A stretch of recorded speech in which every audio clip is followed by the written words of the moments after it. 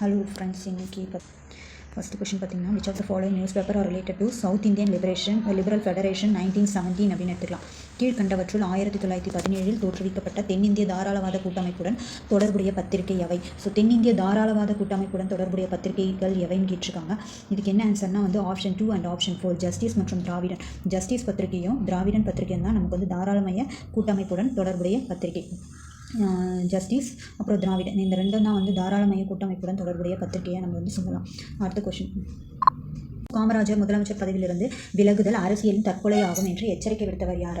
So Kamarajar வந்து முதலமைச்சர் பதவியிலிருந்து விலகுதல் அரசியல் தற்கொலை ஆகும் என்று எச்சரிக்கை விடுத்தவர் ஈவி ராமசாமி. காமராஜர் வந்து முதலமைச்சராக இருக்கக்கூடிய காலகட்டத்தில் அவர் வந்து பதவியிலிருந்து விலகுதல் வந்து அரசியல் தற்கொலை அப்படின்னு வந்து எச்சரிக்கை கொடுத்தவர் யாருன்னா பெரியார் ராமசாமி. ஈவீரா பெரியார் தான். அதுக்கப்புறம் எப்போது அகில இந்திய ஃபார்வர்ட் பிளாக் சுபாஷ் சந்திரபோஸ் தோற்றுவித்தார்? இது ரொம்ப repeated question and important question. என்ன ஆன்சர்னா ஜூன் 1939. அகில இந்தியா ஃபார்வர்ட் பிளாக் கட்சியை வந்து சுபாஷ் சந்திரபோஸ் வந்து ஜூன் 1939 வந்து தோற்றுவித்தார்.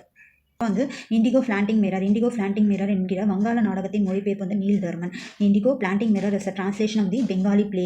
இண்டிகோ பிளான்டிங் மிரர் என்பது வங்காள நாடகத்தின் மொழிபெயர்ப்பு Nil Darpan. Indigo planting mirror என்பது நீல் தர்மன் என்கிற வங்காள நாடகத்துடைய மொழிபெயர்ப்பு. நெக்ஸ்ட், செயல்திறன் மதிப்பீட்டு குறியீடு எடுத்துக்காட்டு தருக.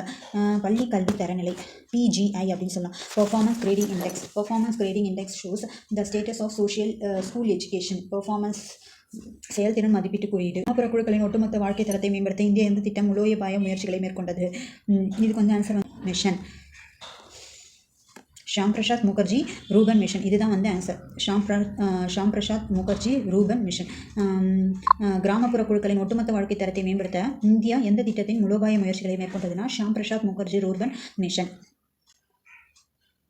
நெக்ஸ்ட் கொஸ்டின் பார்த்தீங்கன்னா, நிர்வாக வருவாய் குறித்து பின்வரும் கூற்றுகளில் உண்மைகள் எது அப்படின்னு கேட்டிருக்காங்க. சிறந்த மதிப்பீட்டு சிறந்த வரிகள் என குறிப்பிடப்படுகின்றன. அபராதங்கள் மற்றும் தண்டனைகள் தனிச்சையாகவோ தீர்மானிக்கப்படுகின்றன. இதில் நிர்வாகத்தின் செலவோ அரசாங்கத்தின் நடவடிக்கையோ எந்த தொடர்பும் இல்லை. இது ரெண்டும் வந்து ஆப்ஷன் 1 and 2 ஆர் கரெக்ட். நிர்வாக வருவாய் குறித்த பின்வரும் கூற்றுகளில் எது உண்மை? சிறந்த நிர்வாக வருவாய்னா அட்மினிஸ்ட்ரேட்டிவ் ரெவென்யூன்னு சொல்லுவாங்க இங்கிலீஷில். நிர்வாக வருவாய் குறித்த பின்வரும் கூற்றுகளில் எது உண்மை? Which of the following statement is true about administrative revenue? சிறந்த மதிப்பீடுகள் சிறந்த வரி என்று குறிப்பிடப்படுகின்றன. சிறந்த மதிப்பீடுகள் தான் சிறந்த வரி. அபராதங்கள் மற்றும் தண்டனைகள் தன்னிச்சையாகவே தீர்மானிக்கப்படுகின்றன. இதில் நிர்வாகத்தின் செலவோ அரசாங்கத்தின் நடவடிக்கையோ எந்த தொடர்பும் இல்லை. தனிச்சையாக தான் வந்து தீர்மானிக்கப்படுது. இதுக்கு வந்து நிர்வாகத்தோட செலவோ அரசாங்கத்தோட நடவடிக்கையோ எந்த தொடர்பும் கிடையாது அப்படின்னு சொல்கிறாங்க. நெக்ஸ்ட் வந்து which of the following is incorrectly paired. இது வந்து தப்பாக வந்து பேர் ஆயிருக்குன்னா இந்திய பாப்புலேஷன் இன் 2011 121 crores, அது correct. Next, annual average growth rate 1.64% during 2001 2011 வரைக்கும். 2011 இந்தியாவின் மக்கள் தொகை வந்து 121.9 கோடி. 2001 2011 வரையிலான ஆண்டு சராசரி மக்கள் தொகை வளர்ச்சி விகிதம் 1.64%. Option 1 and 2 are correct. இந்திய தேர்தல் ஆணையத்தின்படி தேர்தல் பார்வையாளர்களின் வகை அல்லாதது எது? பார்வையாளர்கள். இந்திய தேர்தல் ஆணையத்தின்படி தேர்தல் பார்வையாளர்களின் வகை அல்லாதது எது? குறிப்பிட்ட பார்வையாளர்கள். மாநிலங்கள் பட்டியலில் இருக்கும் இனத்தை அடையாளப்படுத்துக. நீர்ப்பாசனம். Arrange the chronological order of president of India. இந்திய குடியரசுத் தலைவரின் பதவிக்காலத்தின்படி காலமுறைப்படி வரிசைப்படுத்துக. ஃபர்ஸ்ட் யார் வராங்க? ஃபஸ்ட்டு வந்து ஜாகிர் ஹுசைன், அப்புறம் விவி கிரி, அதுக்கப்புறம் பக்ருதீன் அலி அகமத், அதுக்கப்புறம் சஞ்சீவ் ரெட்டி. ஃபஸ்ட்டு வந்து ஜாகிர் ஹுசைன், அப்புறம் விவி கிரி. ஜாகிர் ஹுசைன், விவி கிரி, அதுக்கப்புறம் வந்து ஜாகிர் ஹுசைன், விவி குரி, பக்ருதீன் அலி அகமத், அதுக்கப்புறம் சஞ்சீவ் ரெட்டி. பக்ருதீன் அலி அகமத் அண்ட் சஞ்சீவ் ரெட்டி, இந்த 4 பேரும் தான். Right to poverty remove from the list of fundamental rights. அடிப்படை உரிமையிலிருந்து சொத்துரிமை எந்த சட்டத்தின் மூலம் நீக்கப்பட்டது? 44வது சட்டத்திருத்தம் 1978. 44th Amendment Act 1978. 44th Amendment Act 1978. Right to property removed from the list of fundamental rights என்னன்னா 44th Amendment Act 1978. நெக்ஸ்ட், சிந்துவெளி மக்களின் ஆயுதங்கள் பெரிதும் எந்த உலோகத்தால் செய்யப்பட்டிருந்தன? ஸோ சிந்துவெளி மக்களுடைய ஆயுதங்கள் வந்து செம்பு மற்றும் வெண்கலத்தால் இருந்தன. சிந்துவெளி மக்களின் ஆயுதங்கள் பெரிதும் எந்த உலோகத்தால் செய்யப்பட்டிருந்தன? செம்பு மற்றும் வெண்கலத்தால் செய்யப்பட்டிருந்தன. The supremacy of Gupta was challenged by the unexpected invention of. குப்தர்களின் மேலாதிக்கம் யாருடைய எதிர்பாராத படையெடுப்பால் சவால் செய்யப்பட்டது? ஆணர்கள். குப்தர்களின் மேலாதிக்கம் யாருடைய படையெடுப்பால் சவால் செய்யப்பட்டது? ஸோ ஆணர்களுடைய எதிர்பாராத படையெடுப்பால் சவால் செய்யப்பட்டது. குப்தர்களின் மேலதிகாரம் யாருடைய எதிர்பாராத படையெடுப்பால் சவால் செய்யப்பட்டதுன்னா ஆணர்கள். நெக்ஸ்ட் வந்து அபாலிஷன் ஆஃப் ஜெஸ்யா வரி ரத்து. ஜெஸ்யா வரி ரத்து வந்து 1864. ஜெஸ்யா வரி ரத்து வந்து 1564 1564. ஜசியாவுக்கு வந்து 64 வயசு அப்படின்னு ஞாபகம் வச்சுக்கலாம். புனித பயணிகள் வரி விலக்கு வந்து 1563. நெக்ஸ்ட் போர் கைதிகளை அடிமைப்படுத்துவதை ஒழித்தல் 1562. பைரம் கானின் வீழ்ச்சி அப்படின்னு சொன்னோன்னா 1561. ஸோ இது 61, ஜசியானா 64, புனித பயணிகள் வரி விலக்கு வந்து 63, போர் கைதிகள் அடிமையாக்குவது வந்து 62. ஸோ ஆர்டர் படி சொன்னோன்னா ஃபஸ்ட்டு பைரம் கான் வீழ்ச்சி, அப்புறம் போர் கைதிகள் அடிமைப்படுத்துவது, அதுக்கப்புறம் என்ன வரும் தோடு புனித பயணி வரி விலக்கு, அதுக்கப்புறம் லாஸ்ட்டாக வந்து ஜஸ்ய வரி ரத்து. நெக்ஸ்ட் எந்த இடத்தில் பெரிய பொது குளியல் குளம் அமைந்துள்ளது? ஸோ எந்த இடத்துலனா மொகஞ்சதாரோவில் தான் அமைஞ்சிருக்கு. எந்த இடத்தில் பெரிய பொது குளியல் குளம் அமைந்துள்ளதுன்னா மொகஞ்சதாரோ. கீழ்கண்டவற்றில் எந்த மாசு அதன் செறிவு 100 ppm மிகும்போது சைலண்ட் கில்லர் என்று அழைக்கப்படும்? ஸோ எந்த மாசு, எந்த பொல்யூஷன் வந்து which is called silent killer if exceed 100 ppm concentration? So carbon monoxide தான். Name the pollutant which is called silent killer which exceed 100 ppm கான்சன்ட்ரேஷன்னா கார்பன் மோனாக்சைடு.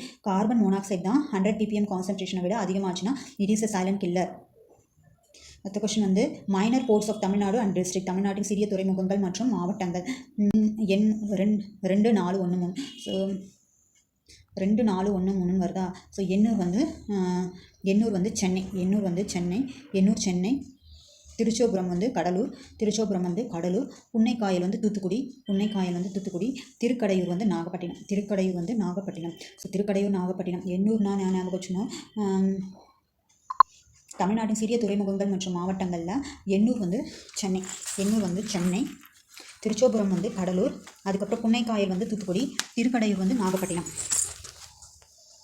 2030 வரையிலான இந்திய வளர்ச்சிக்கு 10 பரிணாமங்கள் பட்டியலிட்டிருக்கிறது. அதில் நீல பொருளாதாரம் 6வது பரிணாமமாகும். ஸோ 2030 வரையிலான இந்திய வளர்ச்சிக்கு 10 பரிணாமங்கள் வந்து பட்டியலிடப்பட்டுள்ளது. India has listed 10 important dimension of India development till 2030.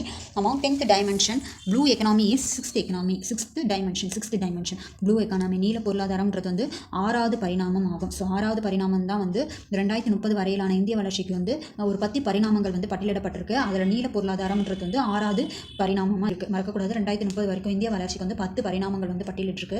அதில் வந்து நீல பொருளாதாரம்ன்றது வந்து 6வது பரிணாமமாக பட்டியலிட்டிருக்காங்க. கால்நடைகளுக்காக பயன்படுத்தப்படும் பின்வருவனவற்றில் எந்த ஒரு சாத்தியமான மருந்து கழுகுகளின் எண்ணிக்கையை வேகமாக குறைப்பதாக கண்டறியப்பட்டுள்ளன? டைக்ளோஃபெனிக் அப்படின்ற ஒரு மருந்து தான் வந்து கால்நடைகளுக்காக பயன்படுத்தப்படும் பின்வரும் எந்த ஒரு சாத்தியமான மருந்து கழுகுகளுடைய எண்ணிக்கையை வந்து குறைப்பதாக கண்டறியப்பட்டுள்ளன? இந்த டைக்ளோஃபெனிக் அப்படின்ற மெடிசன் வந்து கால்நடைக்கு பயன்படுத்தக்கூடிய ஒரு மருந்து. அது வந்து கழுகுகளுடைய எண்ணிக்கையை வந்து குறைக்குது. தமிழக அரசால் தொடங்கப்பட்ட மீண்டும் மஞ்சள் பை திட்டத்தின் குறிக்கோள் எவை? ஸோ தமிழக அரசால் தொடங்கப்பட்ட மஞ்சள் பை திட்டத்துடன் குறிக்கோள் வந்து இத்திட்டத்தின் முக்கிய நோக்கம் மாநிலத்தில் துணிப்பைகள் பயன்பாட்டை ஊக்குவிக்கணும் அப்படின்னு சொல்கிறது. ஊக்குத்தொகை மூலம் ஒருமுறை பயன்படும் பிளாஸ்டிக் பயன்பாட்டை அப்படிலாம் கிடையாது. சுற்றுச்சூழலுக்கு அது தொடர்பான மனித ஆரோக்கியத்தையும் பாதுகாப்பதற்கு மாநிலத்தில் பிளாஸ்டிக் பைகளை பயன்படுத்துவதை குடிமக்கள் கைவிட இந்த திட்டம் வந்து ஊக்குவிக்கிறது. இந்த 2 பாயிண்ட் தான் இந்த திட்டத்துடைய மீண்டும் வந்து மஞ்சள் பை திட்டத்துடைய குறிக்கோள். தொடங்கப்பட்ட மீண்டும் மஞ்சள் பை திட்டத்தின் குறிக்கோள் என்னென்னா மாநிலத்தில் துணிப்பைகளுடைய பயன்பாட்டை ஊக்குவிக்கணும், சுற்றுச்சூழல் மற்றும் அது தொடர்பான மனித ஆரோக்கியத்தை பாதுகாப்பதற்காக மாநிலத்தில் பிளாஸ்டிக் பைகளை பயன்படுத்துவதை குடிமக்கள் வந்து கைவிடணும் அப்படின்றதுக்காக தான் இந்த திட்டத்தை வந்து தொடங்கினாங்க. நெக்ஸ்ட் வந்து national multidimensional poverty in India is measured on the basis of standard of living, health and education. இந்தியாவின் தேசிய பரிமாண வறுமை குறியீடு அமைக்க பயன்படும் அளவுகள் வாழ்க்கை தரம், உடல்நலம் மற்றும் கல்வி. இந்த 3 பாயிண்ட் தான். இந்தியாவின் தேசிய பரிமாண வறுமை குறியீடு அமைக்க பயன்படும் அளவுகள் வாழ்க்கை தரம், உடல்நலம், கல்வி. Scientific temper do not encourage superstition and prejudice. Scientific temper அறிவியல் மனப்பான்மை எதை ஊக்குவிப்பதில்லை? ஸோ மூட நம்பிக்கையும் பாரபட்சத்தையும் ஊக்குவிக்கிறது கிடையாது. இது 2 தான்.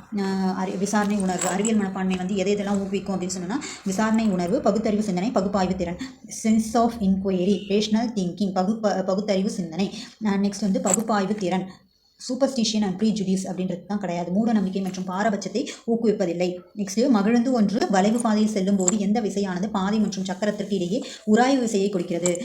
ஸோ ஒரு கார் வந்து ஒரு வளைவு பாதையில் செல்லும் போது எந்த விசையானது பாதை மற்றும் சக்கரத்திற்கு இடையே மைய நோக்கு விசை. ஸோ சென்ட்ரிபீட்டல் ஃபோர்ஸ் தான் வந்து கொடுக்குறாங்க. சென்ட்ரிபீட்டல் ஃபோர்ஸ் மைய நோக்கு விசை. அடுத்தது last question. The most appropriate purpose of learning. கற்றலின் மிகவும் பொருத்தமான நோக்கம் வந்து பொருத்தப்பாடுடைய நிரந்தர நடத்தை மாற்றம். கற்றலின் மிகவும் பொருத்தமான நோக்கம் இதுதான். Thank you.